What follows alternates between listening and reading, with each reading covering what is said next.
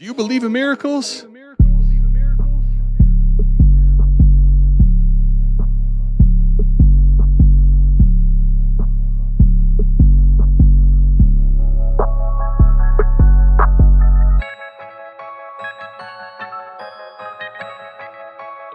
got Fizzle in the house. Fizzle, what's good, man? Fizzle, glad to have you here. Let's go. This the South Harmon Podcast. Glad you here today. Hit that Patreon link if you here to stay. Dynasty, best ball, that's my favorite way. 40 chess trade show, let's make a trade today or check a AMA. You know Adam at the ATM. Mike always in the building, he gon' stay with him. They gon' start every show off with their own trade. Fantasy's a big ocean, they made their own wave. Make sure you tapping in Tuesdays and Saturdays. Tuesday night, Saturday morning, ain't no better way. Hit that notification bell when the news break. Go subscribe right now, don't get the news late. Destination Devi, that's the team. Dynasty football, man, that's my favorite thing. I remember Biggie said it was all a dream. Now people watching on their phones and computer screens. Welcome to the team. Let's start the show.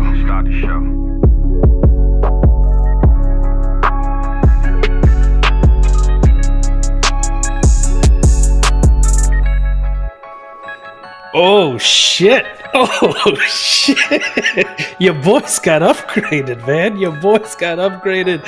Yes, sir. Big shout out to Fizzle for that. That was absolutely fucking incredible. And if you want to follow Fizzle, make sure you check down in the description. I will put it in there after the show. Fizzle is absolutely incredible, man. He made this for us.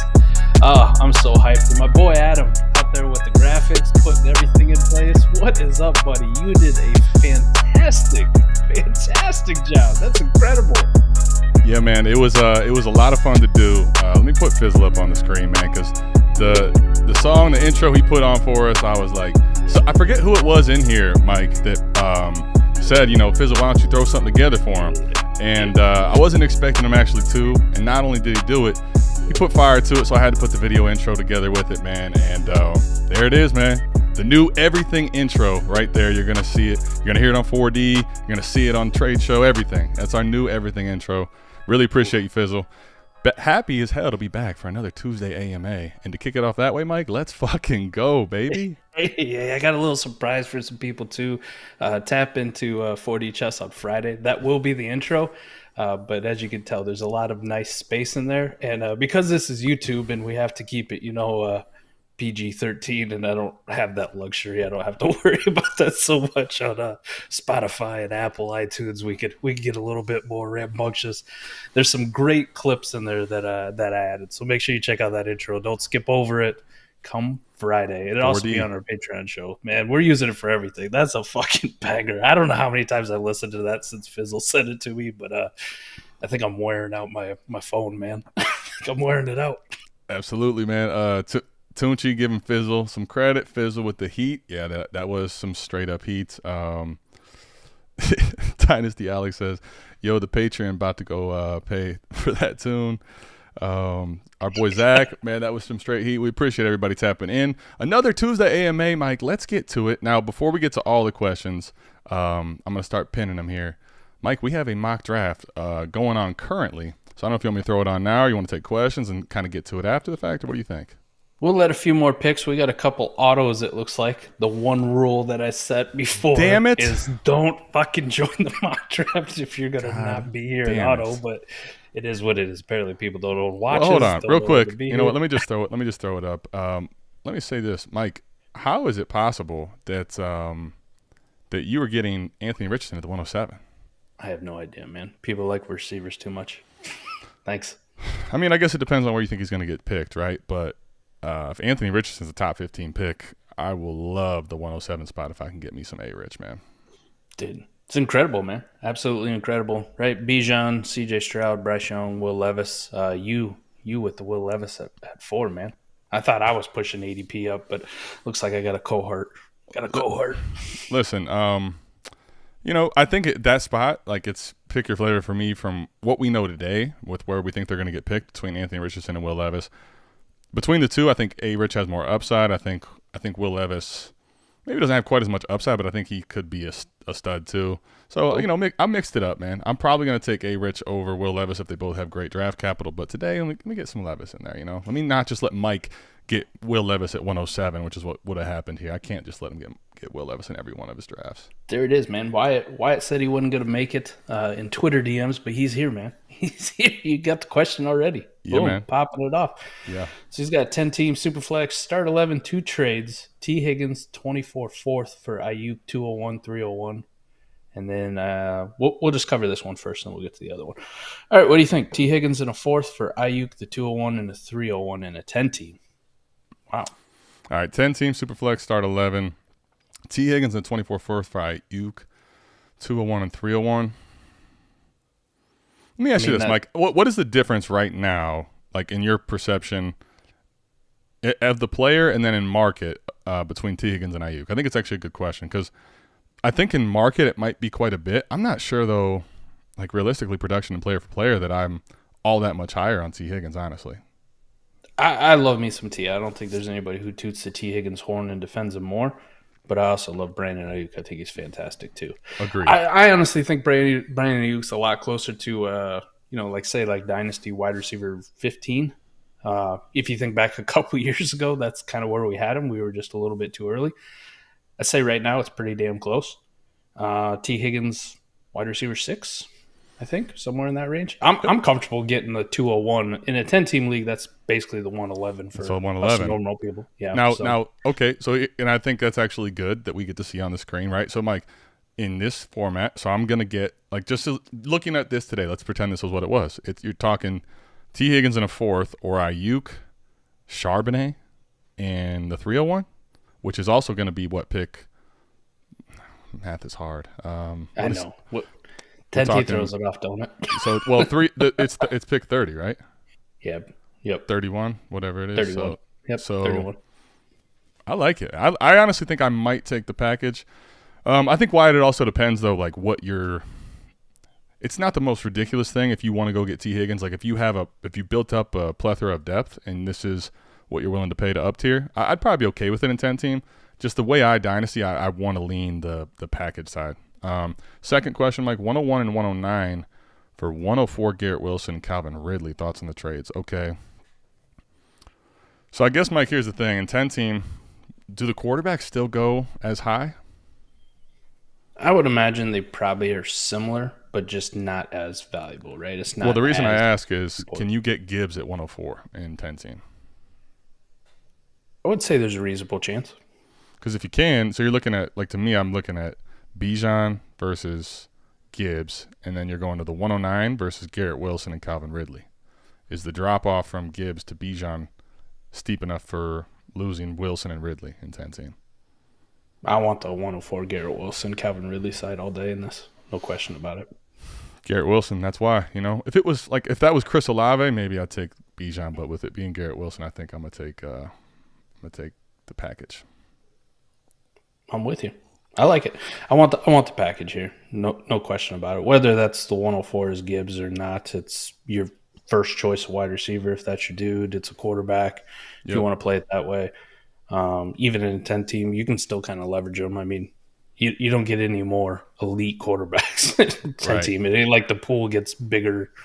It's just more people have good options at quarterback. So it kind of puts it down a little bit, but the elite quarterbacks are still elite. So, Mike, I have a feeling, based on what I'm reading, if this is accurate, you're not going to like what I'm about to put on the screen here. Uh-oh. All right. Ridiculous prices in 14-team for quarterback. My thought process was I essentially traded a late 23 first and a mid to late 24 first to lock down the Niners starting quarterback. 14-team start 9. QB situation was disaster. He only had Tua. In November, I traded what ended up being the 109 for Lance. Moved 101 for Kyler 3 days before. And then he sent his 24 first for Purdy. Wait, hold on. Let me get Corey up in here. Alex, nothing personal, but you sent a first for Purdy? I probably wouldn't. Even in 14-team, there's no way. Listen, the 109 for Lance, slam dunk. I'm all in on that part for sure. The 101 for Kyler, people will go back and forth on, right? And I think in a 14-team Superflex, even with Kyler's injury, his kind of depressed value, they're going to go in very similar ranges, period, if you do a startup draft, a 14-team one. Doesn't matter, snake draft or if it's an auction, the values are going to be pretty much similar. And I wouldn't be shocked if Kyler goes higher in an auction than what Bijan would go for. But the 24 first for Purdy is god awful. Let's be nice. Two great moves, two absolutely great banger of a moves that I would do, and then a third that was horrible. Yep, god awful. I mean, but it's like 2 pluses, Alex. Well, I let me give ask you 2 yays and then holy shit. Let me ask you this though: if you lump them all into one, are you good with it? I think that's the better assessment of all of it in totality. If I lumped it all in, 109, 101, and a 24 first for Lance, Kyler, and Purdy. I think so. I think I'm still okay. Yeah. As a totality. I think that's where you're going to win some and lose some, right? And I think that's where we talk about this, though. You're not going to win every trade, but I want to win 60%. And I think if you make this 3, instead of 3 trades, you look at it as 1, I still want your side overall. But I will say, I know 14 team, the quarterback depth is such a big issue and the scarcity so high. Personally, I don't want to be chasing quarterbacks that are giant unknowns in 14 team because that's how you could end up burning real capital on something that doesn't pan out. Not just Purdy. That's like an in general kind of conversation. It's like I'd defend Zach Wilson till I die, but there's no way in fuck I'm giving up a 27 first for Zach Wilson. Like, I'm good. We know if this is a joint mock or a 2-person back and forth mock. I think I don't know if that's a shot at us or if that's a shot at people skipping class and forgetting to fucking. I don't know what it is, but Cody, it's a 10-person mock in a 12-team league. How about that? God damn it! Why do people got to do this to us? Banned for life. Can never come in a mock again. All right, I'm doing it. I like me some Marvin Mims. So I took at the 104 real quick before we get to questions. Will Levis, Abanikanda, and then I took also Marvin Mims. Mike, obviously you're coming up here, so you get Anthony Richardson followed up by Tank Bigsby. I love the start there. What are you looking at here? What Dr. B. Harris is out here probably trying to snipe. He's looking for info. Let's go ahead and give it to him. I want to see if we can get a snipe right here. I don't like any of the receivers left.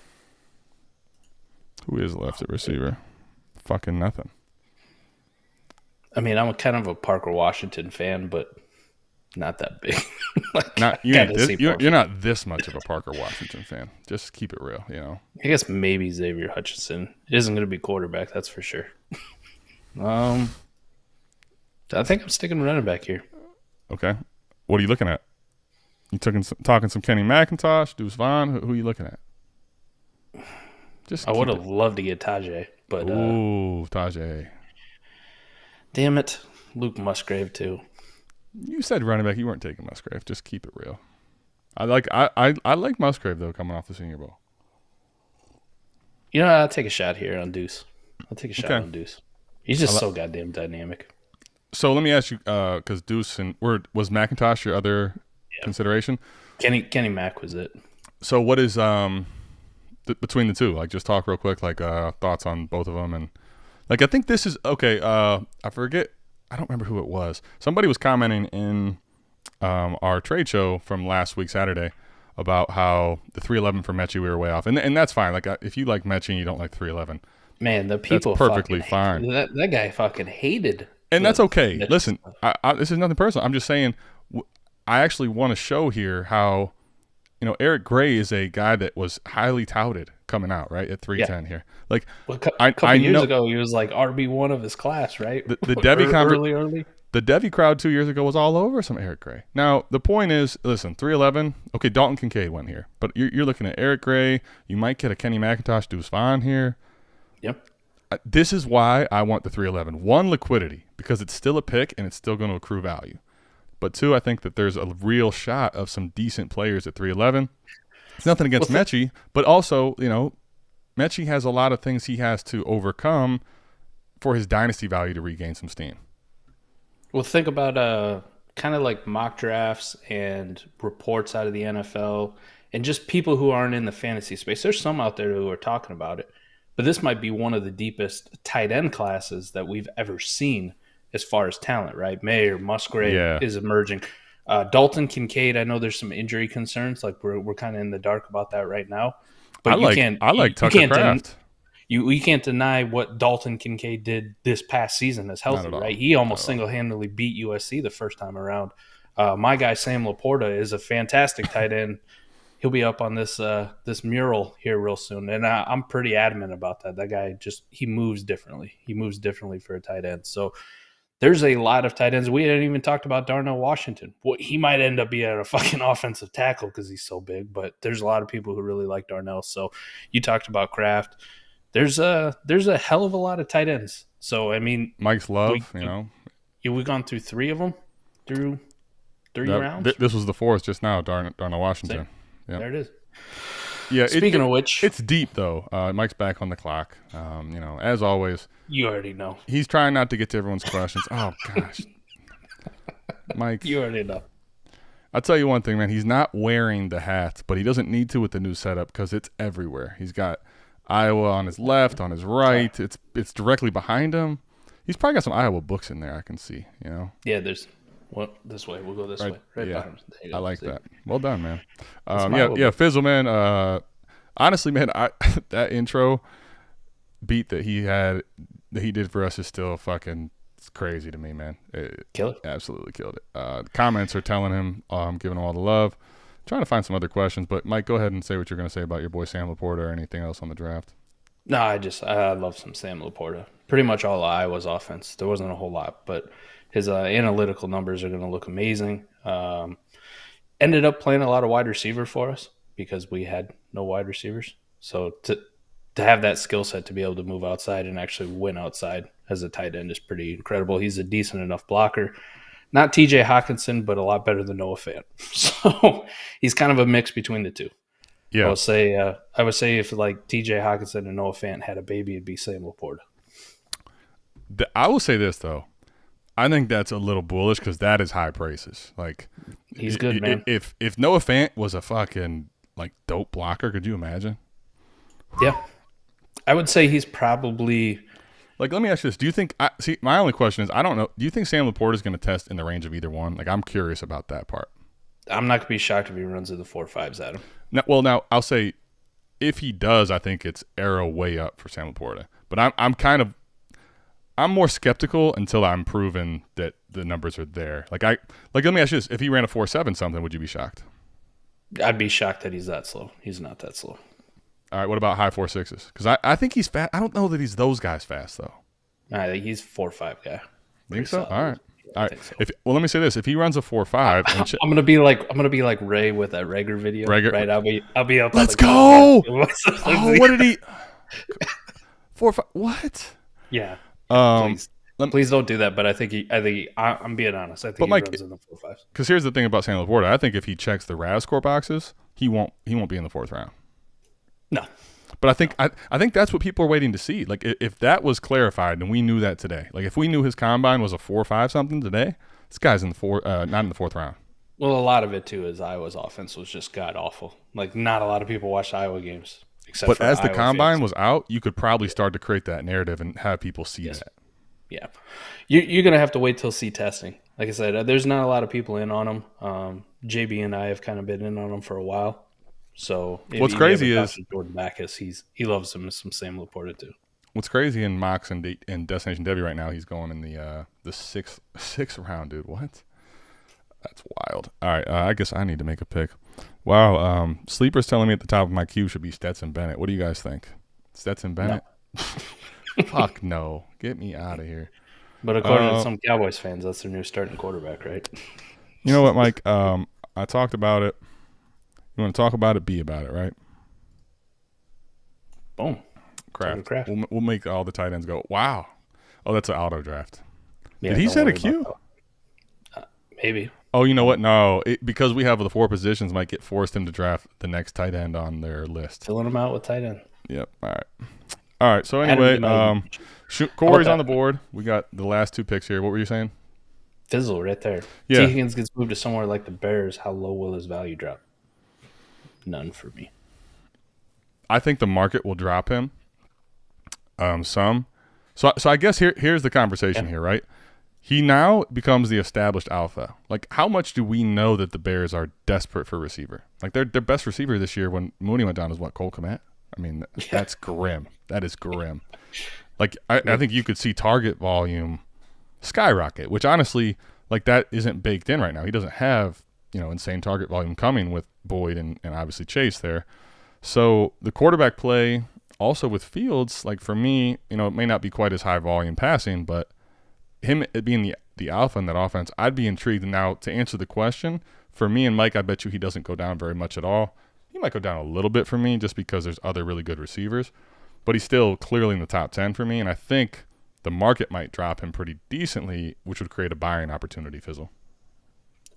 It's interesting, the T. Higgins narrative, right? Before Chase got there, he was extremely high on everybody. Like, everybody wanted some T. Higgins, right? He came out and produced with Burrow in that short time that we saw. Then he produced with the backup. I don't even remember who the fuck took over when Burrow tore his ACL their rookie years, but it wasn't anybody of consequence. But anyways, he still produced then. Chase comes in, and people kind of thought he was going to be dead, right? And what did I tell you in the offseason leading up to that, Adam? I'm like, I think it's a lot closer than people want to admit, man. It's like a 1A, 1B situation. And we kind of saw him bounce back and forth all year. That's why we did a name brand, off brand with those two guys. I would say this. Chase is definitely the more explosive guy, right? Chase is the guy that you get the ball in the hands no matter what, right? You throw him a bubble screen, you throw him a quick screen, get the ball in his hands, because he can do stuff that T. Higgins can't, which is absolutely just fucking take 180, 90 yards to the house at any given moment. So T. Higgins is definitely more of that big body possession receiver, but he also seems to get downfield quite frequently. I mean, we just saw in the playoff game, right, that touchdown catch that he had down the sideline was a thing of beauty, and there's not many wide receivers in the NFL who can get that high point the football like that and make that catch. So I'm all about T. Higgins. I don't think there's a question, even if it was like the Bears or one of these bad passing offenses, if he goes there, he changes the dynamics of that offense, right? He's the alpha. Yes. We've seen him win as the alpha, as the number one. We've seen teams try to game plan to take away T. Higgins, and it still not work. He's just really good at fucking playing wide receivers. So, in my opinion, he wouldn't change at all. Now, you're 1,000% right. The community would knock him. They'll go, "Oh, it's a bad passing offense. Without Joe Burrow, he's going to be nothing." I think it'd be fine. I would love to see Justin Fields have a real weapon like T. Higgins, because the one thing we do know about Justin Fields coming out of college is he could throw the football, which is an inverse of where we're at in the NFL, right? We don't know if he can throw the football in the NFL because they don't let him throw the football a whole lot. He's doing it with his legs, and that was his biggest knock coming out of college, is he didn't run with the football that much, Adam. So kind of a 180, right, on Justin Fields. So I want to see him be able to get back to being able to throw the ball down the field, but also maintain some of that rushing upside. T. Higgins would let him do that. Yeah, I'm with you. I would actually I kind of would like that for T. Higgins. I'd be curious to see, though, what the community does. I think it would be some negative reaction. All right, my bad, Blitzing Buzzard. I took it down because I skipped ahead. Where does Olave move up if Carr signs to New Orleans? Holy Santa Claus shit. Well, here's the big topic with this one, Mike, at least for me. We saw the last 2 seasons, Derek Carr, laser vision. Like, he has tunnel vision right at, this year Devontae Adams, last year Darren Waller. I'm trying to think realistically, though. Because he's already so damn high. Like, he's really high in Dynasty rankings as it is. Like, where are you comfortable moving him ahead of other guys? And honestly, where do you have him currently? Because I know he's still Mike's receiver 1 in the 22 class. So, like, Mike, right now, Keep Trade Cut has him at wide receiver 9. Like, how much higher can we truly put the guy? I can't do wide receiver 9. There's some dudes behind him that I would take before Olave. I'm not saying for you. I'm just saying, the community's still crazy on this guy. For me, I got him at wide receiver 11. We had a pretty good discussion in the Savage tier about Cooper Kupp or Chris Olave in regards to a trade. And I will say, no matter my team situation right now, I'm taking Chris Olave over Kupp, just because there's less risk, less downside. Now, come next year, if Cooper Kupp outscores Chris Olave, I'm not going to be shocked at all. Cooper Kupp's really fucking good at football, but I'm not in the habit of investing in 30-year-old wide receivers for the long term. So if I could make that pivot now, I'd do it. I would say 11. And guys I'd put over him, DK, Waddle, T. Higgins, Diggs, Amon-Ra, A.J. Brown, Tyreek, CeeDee Lamb, Chase, and Jefferson for me. I think that's probably appropriate. I have any argument. Cooper Kupp's right there for me. I put him at 12. I put Adams at 13. I put Garrett Wilson at 14. But they're all real close. See, that's one of those where like the dynasty value or ranking, whatever you want to call it, would be similar. But the reality is like that's going to be a build thing for me. Once my team's formed. Now in a startup, I'd probably lean the youth. But once my team's formed, it's going to be all about my build. Like, do I want to have the secure youth of Olave? Or do I want to say fuck the age and go for Adams and, get the kill shot, because the points per game, if Devontae Adams stays healthy, Cooper Kupp's healthy next year, it could be stupid, I would say this. Oh, you can also throw Smitty and Drake London in there too, just kind of a big jumbled tier of those guys. I think it falls off after that though, because it's like but let me Kirk, say sorry. Ayuk, Debo, right? Those kinds. I would definitely put Smitty, London, Garrett Wilson, Adams, Olave, Kupp, just kind of in a tier. I think there's a break after DK for me, but yeah, I think though that right now I agree with that. I think though that if Carr went to New Orleans, you could probably comfortably put him ahead of that group you just mentioned there, which is fine. Like I think value wise, there would be an arrow up with Carr going to New Orleans. There's just no way around it because like I think that's probably best case scenario for Chris Olave. They don't have draft capital. They're not going to be able to make some outrageous trade outside of this because Derek Carr can control where he goes a little bit because he has the no trade clause. So it's it'd be really interesting, right? Because you touched on it. We've seen Derek Carr just absolutely lock in on guys, right? It was Devontae Adams this year. Last year it was Hunter Renfrow, and the year before that it was Darren Waller, right? And just absolutely pepper the living piss out of him. The Olave Renfrow, because Olave is such a damn good separator and route runner, but he also brings something that Hunter Renfrow only dreams that he could do is get downfield. So the fact that you could see ridiculous target share with deep shots, right? Not like Tua and Waddle their first year together, right? Not a billion targets, but they're all within a couple of yards of the line of scrimmage. The fact that those could be a billion targets with a good share of them 20 yards downfield is holy shit. Yeah, Jason, don't worry. I won't tell Scott a thing, but this is AMA where we put it on the screen. So if Scott watches this, he will be seen. Appreciate you tapping in with us. Scott's Dynasty Trading 5 is also dope. So make sure everyone, here, you're checking out that channel too. All part of the Destination Devy team. We'd like to, hook each other up. So appreciate you stopping in with us today, though, Jason. That does mean a lot. And since you put that on the screen, I'll go ahead.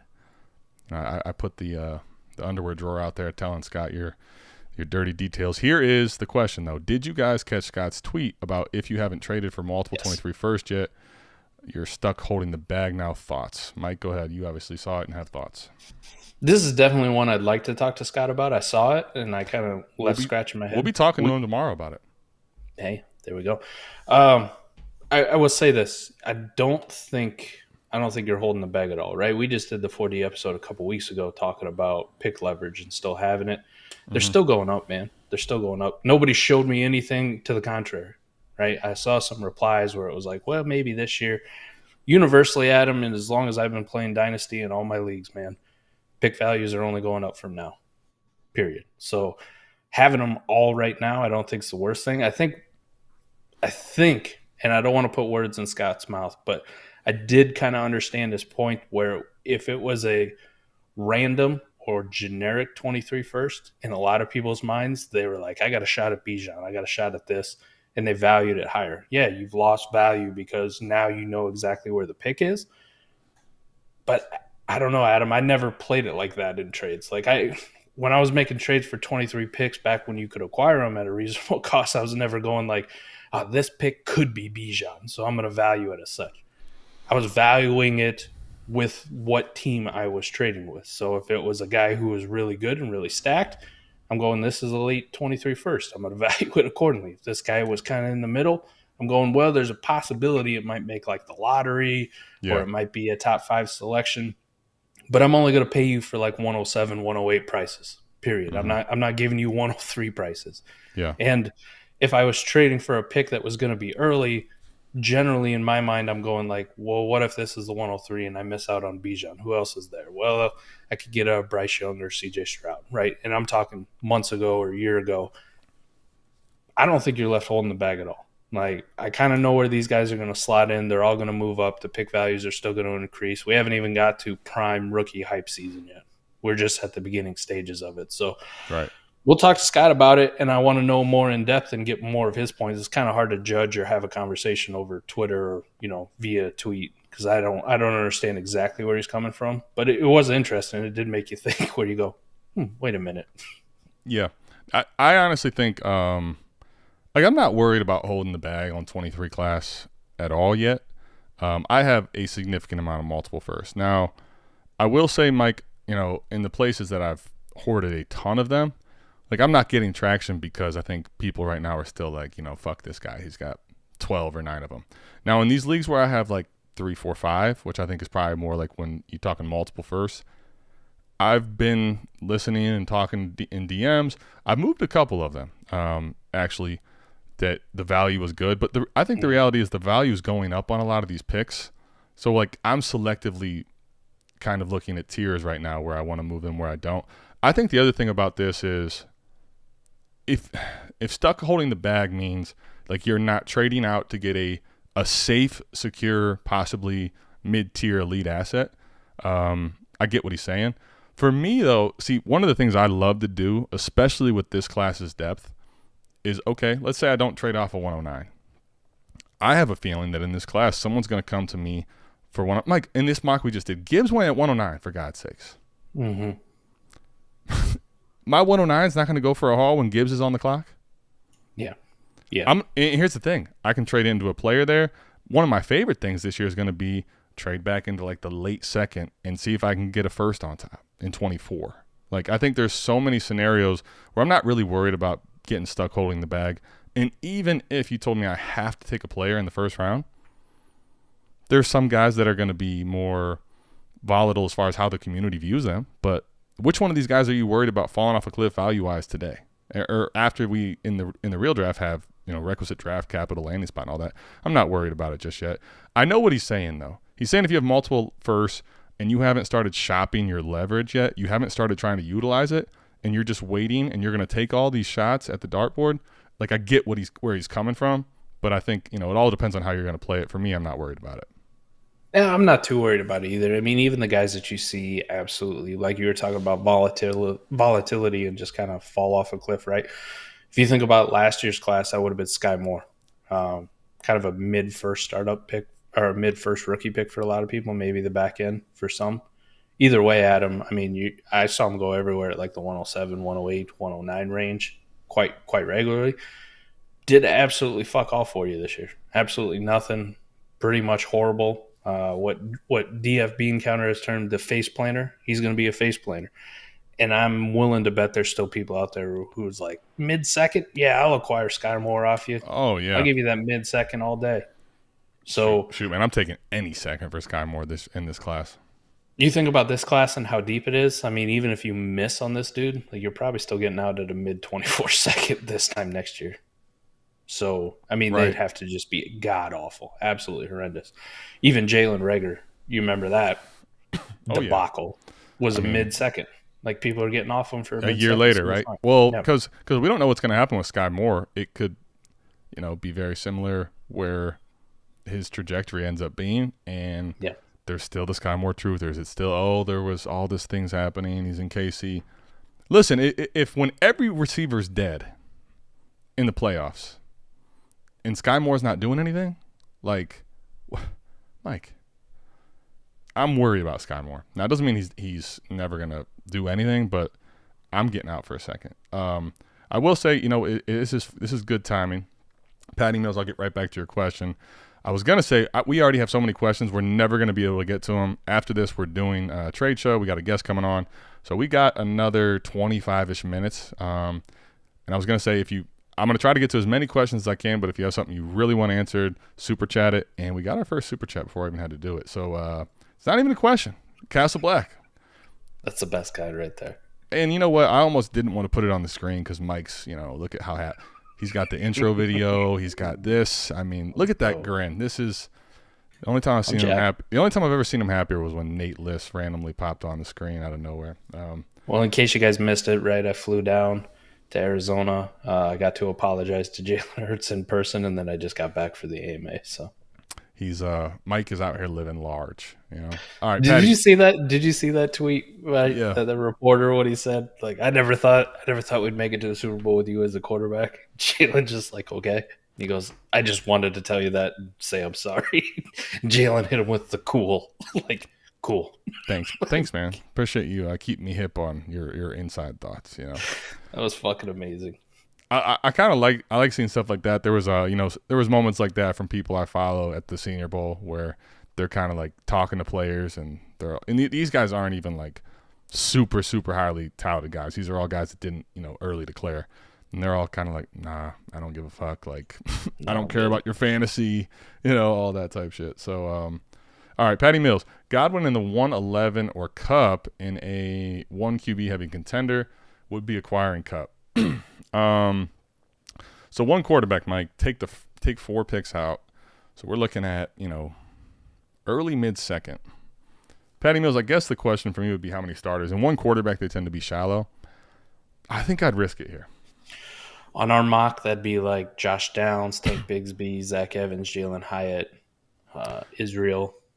Abanikanda. Yeah. So, I mean, here's the thing, right? If you're going to keep this pick and you're going to take your shot on the running back there, the Tank, the Israel Abanikanda, somebody that could be a difference maker in this format, I get holding the Godwin side. For me, I'm willing to risk it in this type of a format for Cup. Say fuck it. Like, I like Godwin, but Brady's done. I don't know what his points per game are going to look like. I think Cup is kind of proven no matter who it is, like it could be crazy. I'm okay with either side here. If you want to get risky and invest in Cup, it's a fair price to invest in him, Adam. But I'm also okay just taking the 2 pieces. Like I think Godwin's going to be fine without Brady. It's not a great thing. It isn't like arrow up for Chris Godwin with no Tom Brady. But who knows what they do with him, Adam? Like. This could be a guy where they go like, shit, we need to rebuild, so we're trading you away. Like, you're a valuable piece. We want to get a first round from somebody. All right, so and the reason I say I would be good going to Cup here in this situation is he says one quarterback heavy contender. So when I think heavy contender, personally for me, Patty, and if this is not you, this would be the difference. If I'm a heavy contender in this format, I'm deep as hell. I'm loaded. I'm ready. I'll up tier to Cup here.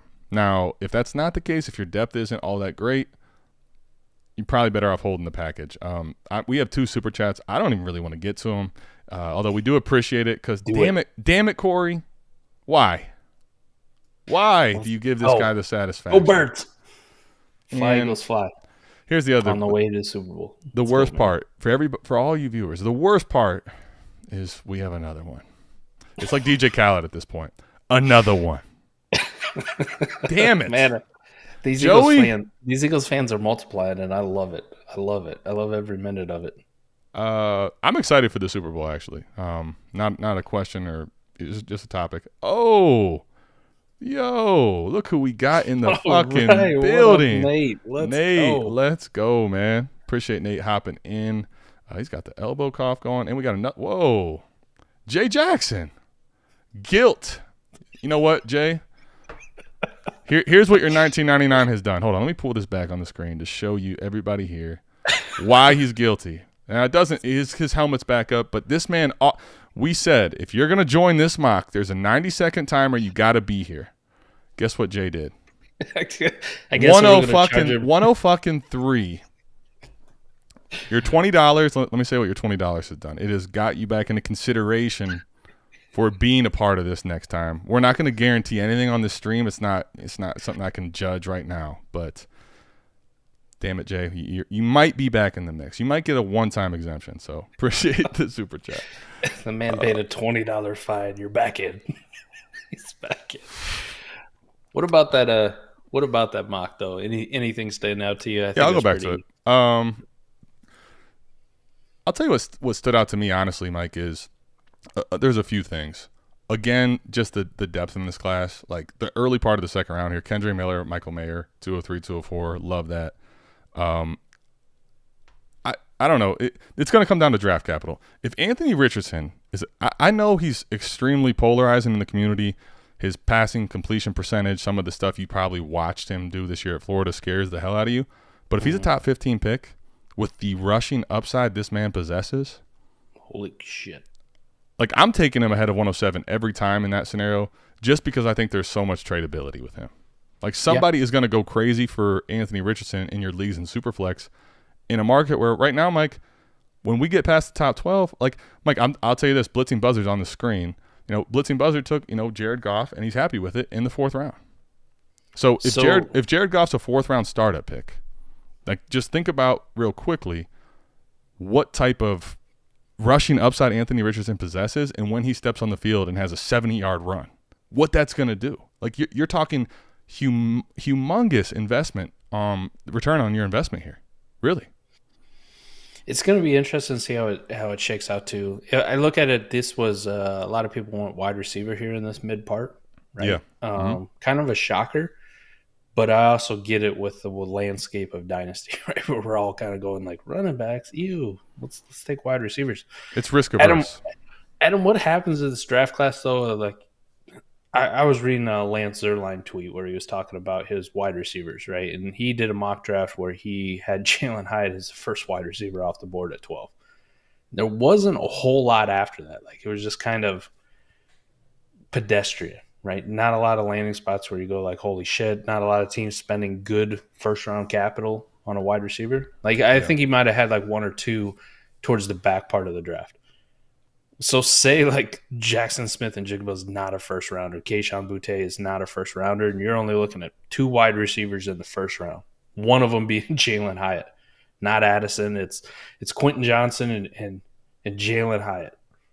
What's that do to the draft, right? Like, what's it do to these running backs, and how much higher do they get pushed up if they're getting round 2, round 3 draft capital? Correct. Now, let me say, switching gears a little bit, this is the other one that's crazy to me. I know the weight check-in is probably something that's kind of freaking people out at this point, but, man, Gibbs at 109 is pretty crazy. Mike, this is somebody that, people are talking about as easily the second running back off the board. Now, it's still the case, but, like, cost difference from Bijan to Gibbs here is pretty ridiculous. Wouldn't you just take that all day as a plus? Like, if you can make this trade back? Well, let me ask you this. In this scenario, let's say you're Bijan Robinson, you're at the 101. Someone's willing to give you 109, and you can guarantee Gibbs is going to be there, which you're not going to be able to do. Or let's say you already made the pick for Robinson, and now all of a sudden the 109 guy's been tapping your line, but you weren't trying to trade, you weren't trying to trade 101 and go back to 109 and the 24 first. So let me ask you this now. Would you take 109 and a 24 first, or would you what else would you need plus Gibbs, although it's the pick of 109, to go back? This is, we're all going to assume we're just going to play hypotheticals. Gibbs' weight isn't that big of a concern. Like, maybe it's 195, maybe it's 200, who gives a shit? And he's got the draft capital. Bijan and the pick I know is going to be Jahmyr Gibbs in the 24 first, that's a fucking smash for me. I'll take that knock it out of the park all day. But I think what you could even do is talk him into the psychology, right? The psychology of it. It's like, man, I got to go all the way to 109. 8 other people passed on this motherfucker. Like, you're going to have to give me a second. Yeah. You're going to have to give me an early third, whatever it may be, right? You can pull the wool over their eyes if you want to, but I think just the basis of the deal, that's a smash for me. I'd take that all the time, but I'd try to get more. Yeah, I think, because it's 109, like, I think you might be able to get more. But I think the big thing is if Gibbs is 200 plus, or at least 200, if he checks in at 200 and has requisite draft capital, I would love that type of tear down. And I like Bijan as much as anybody else, but if Gibbs checks the boxes, I'm very excited for him too. A lot of the chat's talking about Anthony Richardson, and it's interesting because I kind of addressed that already. Let me see, where was the one? But why? He's so raw. This is him talking about, taking him, like Ray was talking about taking him arguably 101 if he's a top 10 pick. So the big thing, Adam, for me is when I look at quarterbacks, and we had a pseudo discussion. I was at work, so I didn't get to participate as much as I wanted in the Heisman chat today about it. But And this was in regards to Hendon Hooker. What if he goes top 50, right? What if he goes in the second round somewhere in the NFL draft? And I just listed out all the quarterbacks within the last 10 years that went in the second round. And most of them are just kind of meh. Mm-hmm. You got a few like okays, and then you have a whole lot of like, what the fuck? This dude was a second round pick? So it's a whole lot of woof. So in regards to Hendon Hooker, just top 50, I'm not interested. If Hendon Hooker went in the first round at him, I'm interested because it's a very different story of what NFL teams do with first-round quarterbacks. So this is a long way of saying if Anthony Richardson goes in the first round, I'm highly fucking interested because I know for a fact he's getting a chance somewhere. Like, there's only a handful of quarterbacks who didn't get a chance in the first round, and one of them is Jordan Love, right? The other one that I can come up with before that was Aaron Rodgers, right? And both of those guys were sitting behind two Hall of Famers at the time. So I will say this. If Anthony Richardson gets first-round draft capital, I'm in. If Anthony Richardson gets top 15 draft capital, I am over the fucking moon, and there's no way you should be passing on this guy. The only scenario I see where Anthony Richardson is like QB4 is if all three other guys get elite draft capital and elite landing spots, right? And then I'm just picking and choosing. Do I want the longer-term project of Anthony Richardson and maybe having to wait 6, 7, 8, 9 weeks to actually see him in 2023?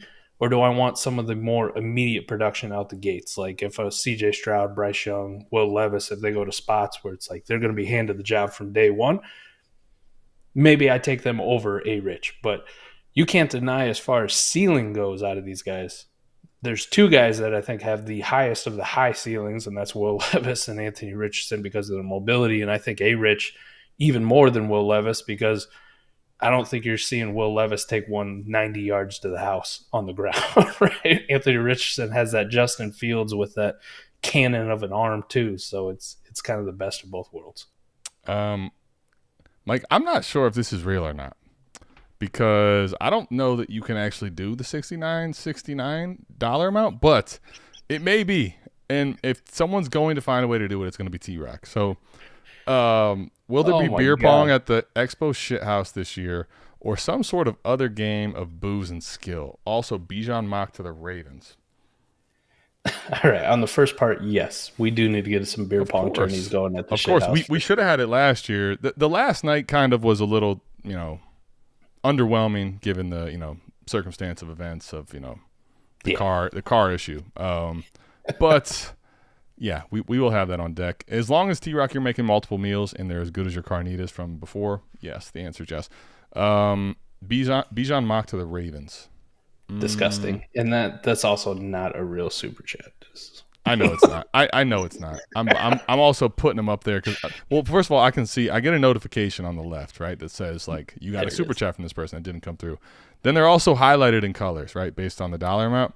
And T-Rock's is highlighted like every non-highlighted one. I wish I could do a screen share of my whole screen right now just to show you. That's all right. Bijan Mock to the Ravens. I actually thought that was disgusting, Adam. I didn't like that at all. Not going to lie. Well, I would say this. If JK being there, I don't like it. Now, let me say this. If JK and all this stuff, he was really heated after that last loss and talking shit. If they found a way, like Lamar's gone, and they're like, we're just going to get rid of JK, I would be fine with it because they like to run the football. But yeah, I'll tell you this much. I'm not worried about wherever Bijan lands. Like his landing spot to me is, if anything, the tiny cherry on top. I don't really care. He's going to get requisite draft capital. He's everybody we want him to be. I'm just taking him. I'm not thinking twice about it. It doesn't matter to me. All right. I'm in. We got 10 minutes of questions. So let's try to see if we can fire out some of these here. All right. This is a weird trade I got. I get CD for the 107, and then whichever of the 324 first is the worst.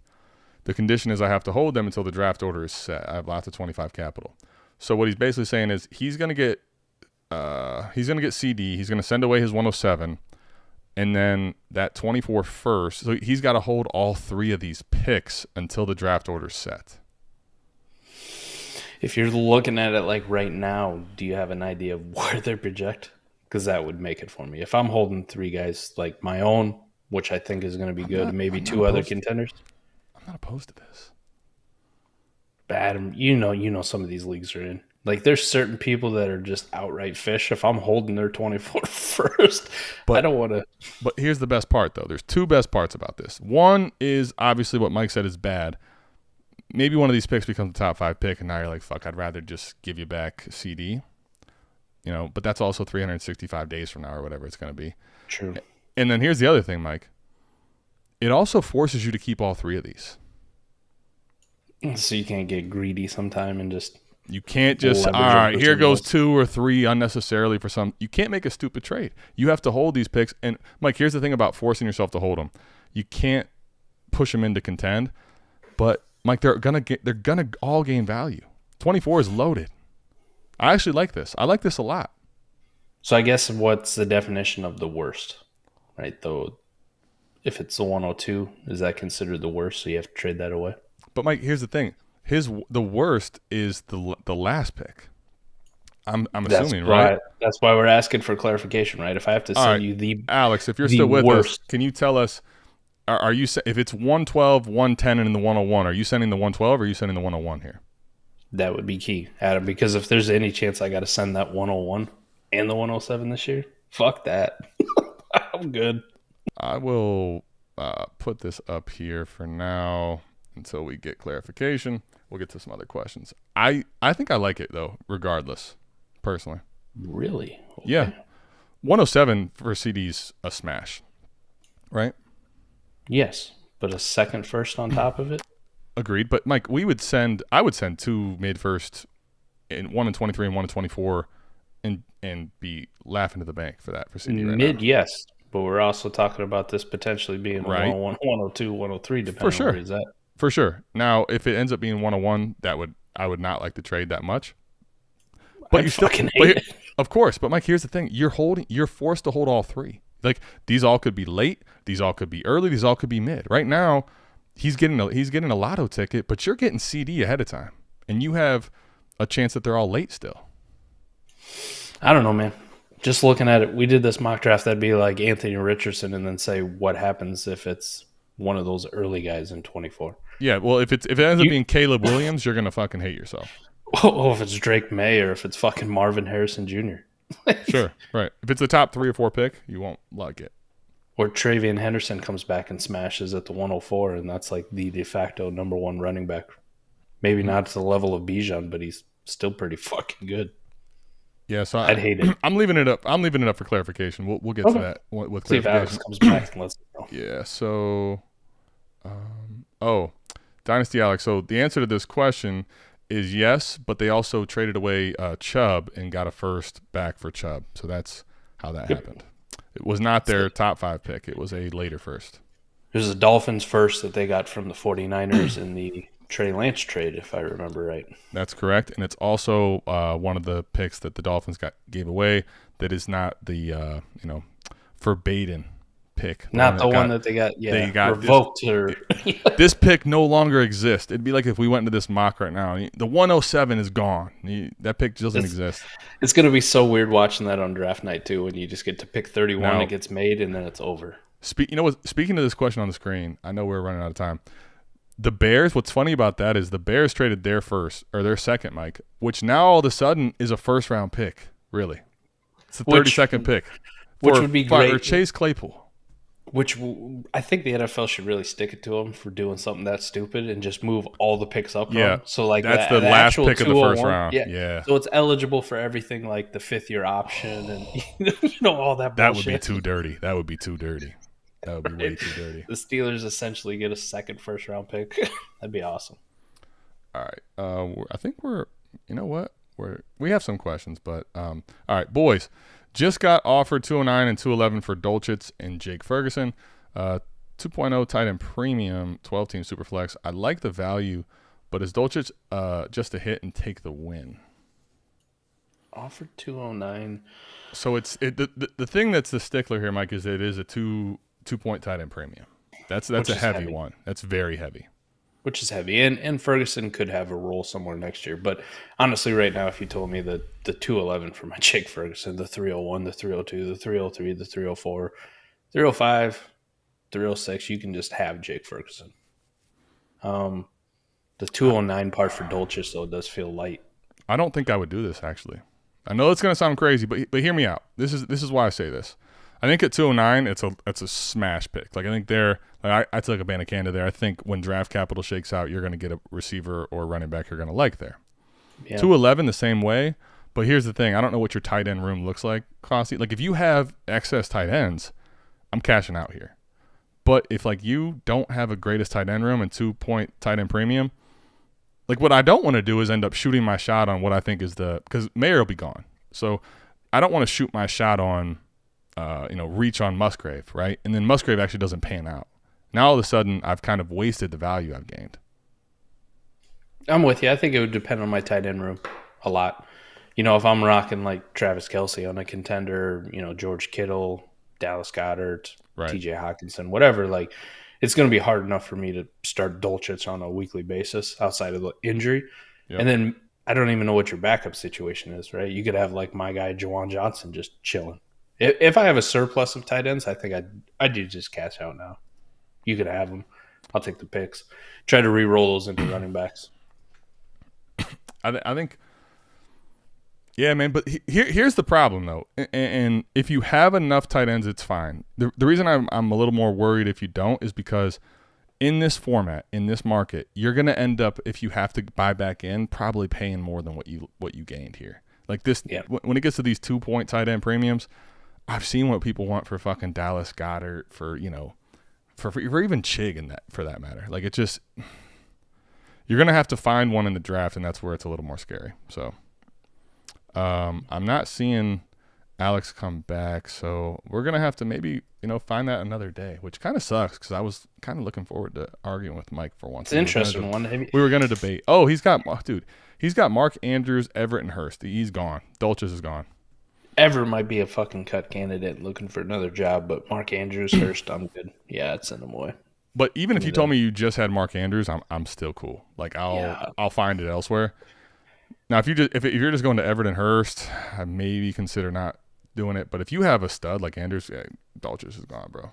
I mean, you think about it on a mock, like realistically at the 211, you could take Luke Musgrave or Sam Laporta or one of those fucking tight ends, and you just got a free 209, right?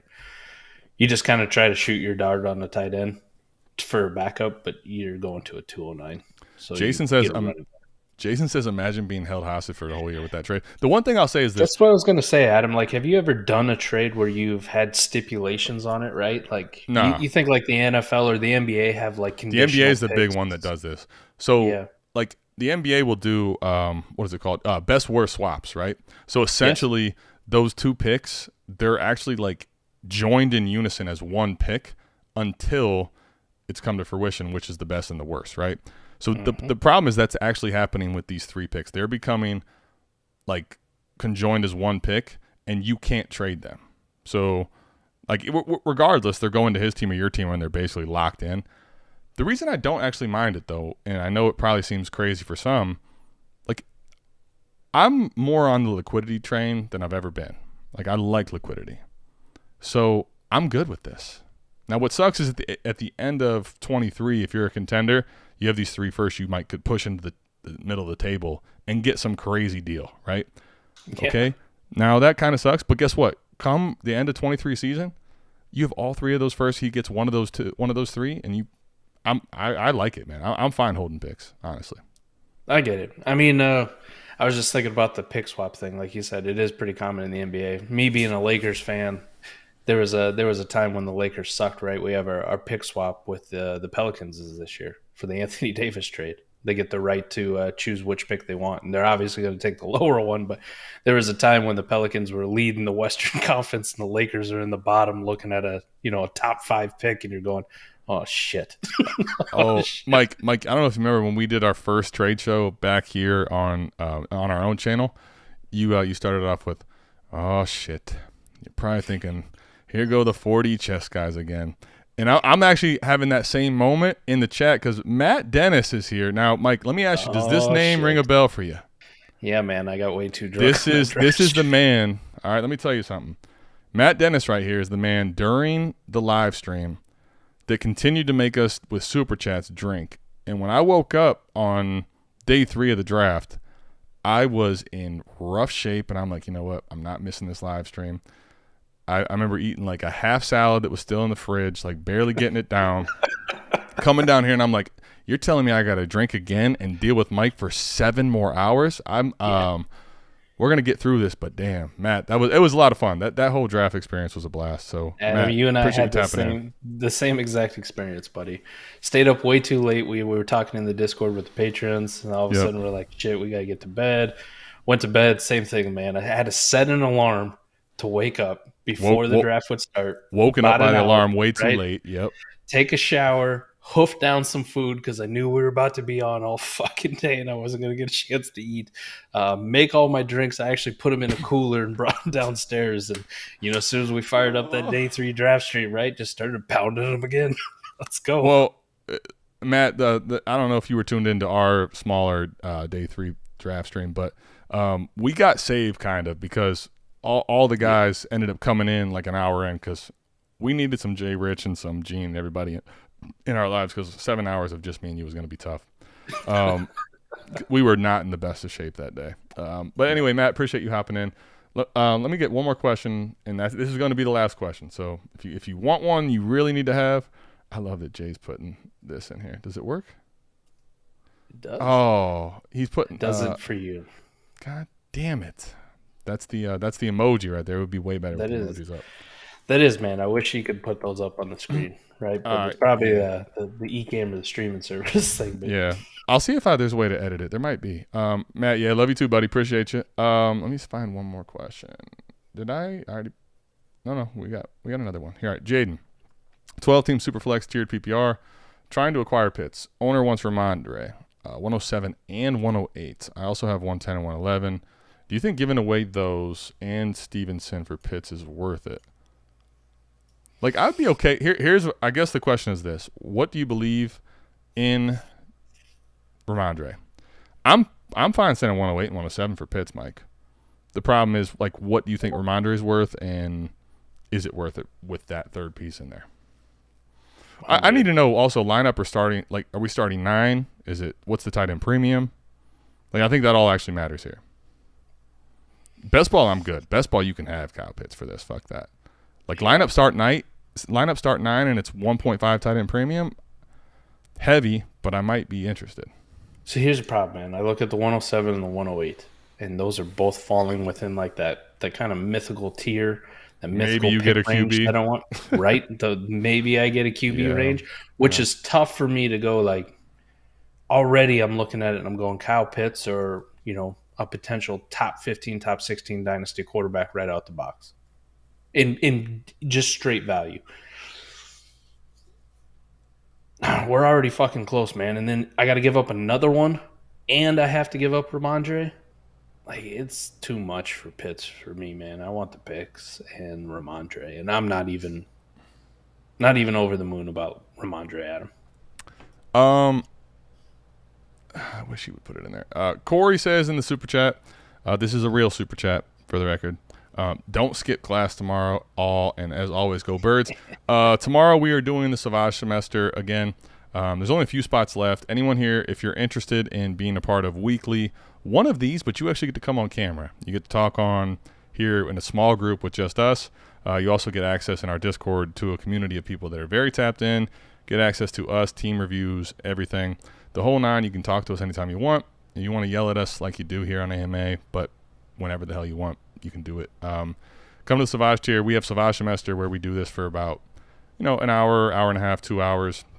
And we talk about whatever, all the patrons want to talk about. Corey will be there. He hasn't missed class. Last week, Corey was there despite coming off of, plasma donation and having a class early in the morning.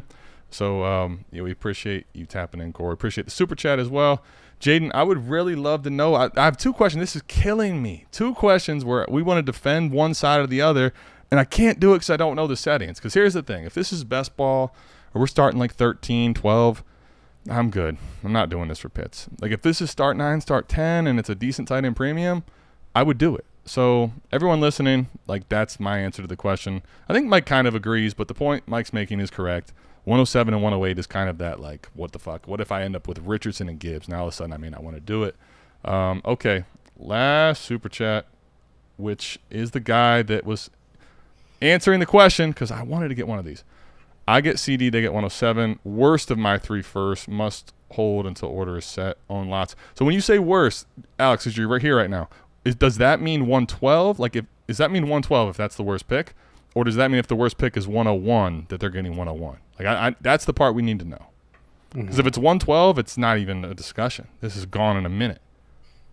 Yeah, I'm with you there. I gotta be okay But if the worst means the worst team, and there's a scenario where it's 101, 102, 103, that's where it means like the 101. So yeah. So if there's a scenario where it could be the 101, it's a tougher sell for me. Unless all 3 of those first you can reasonably project as, late. That's where I would like to say, okay, so the actual, let me pull the super chat back up, and this is the last question. We got to get out of here.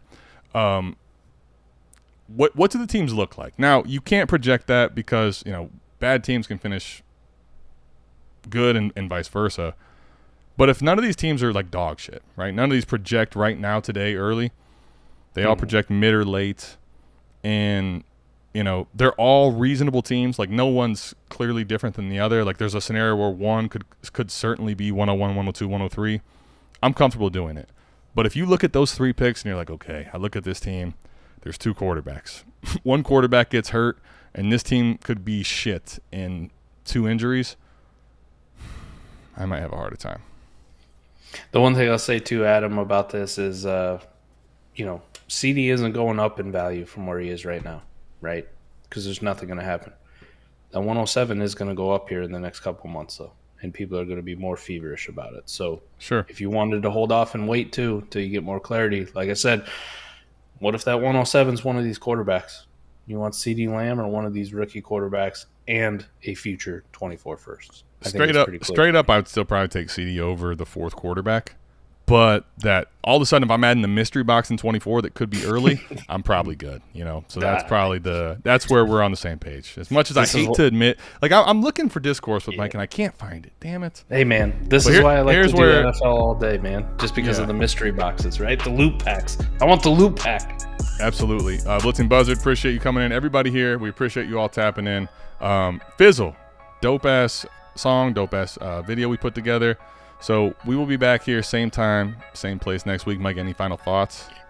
No, just big shout out to the people who support us on YouTube, everybody who put in the super chats, and also the people who subscribe to the YouTube. That's an option. You get that special little icon. We're going to be adding more stuff to that. But Jay, Tunchi, Redwards, I see you.